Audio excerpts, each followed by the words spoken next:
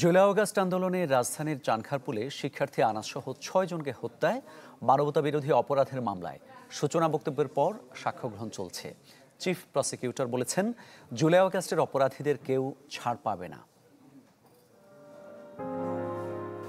মা, আমি মিছিলে যাচ্ছি,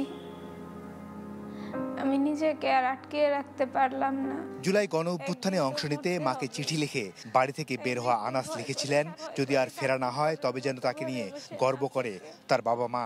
সংগ্রামে নেমে গুলি খেয়ে বীরের মতো মৃত্যু অধিক শ্রেষ্ঠ। আনাস ফিরতে পারেননি। ৫ আগস্ট শহীদ হন চানখারপুলে।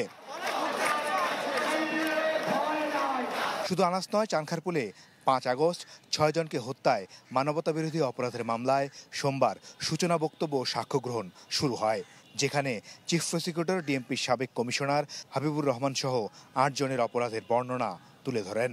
চানখারপুর এলাকায় ৬ জন মানুষকে মাত্র স্বল্প দূরত্ব থেকে চাইনিজ রাইফেল দিয়ে গুলি করে হত্যা করা হয় এবং সেই গুলি করার সময় নির্দেশনাটা দিয়েছিলেন ডিএমপির তদানীন্তন commissioner Habibur Rahman.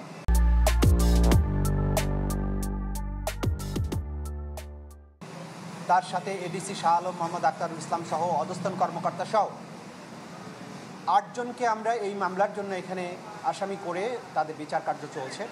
Chief prosecutor আরও বলেন, জুলাই আগস্টে যারা মানবতাবিরোধী অপরাধ করেছেন তাদের কেউই ছাড় পাবেন না।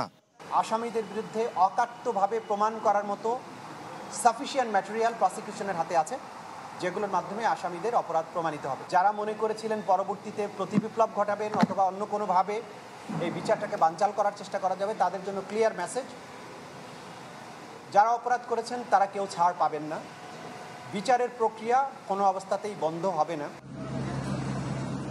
প্রথম দিন সাক্ষ্যে দায়ীদের সর্বোচ্চ সাজা চান ১০ম শ্রেণীর শিক্ষার্থী শহীদ শাহরিয়ার খান আনাসের বাবা। মাসুদুর রহমান, চ্যানেল 24, ঢাকা।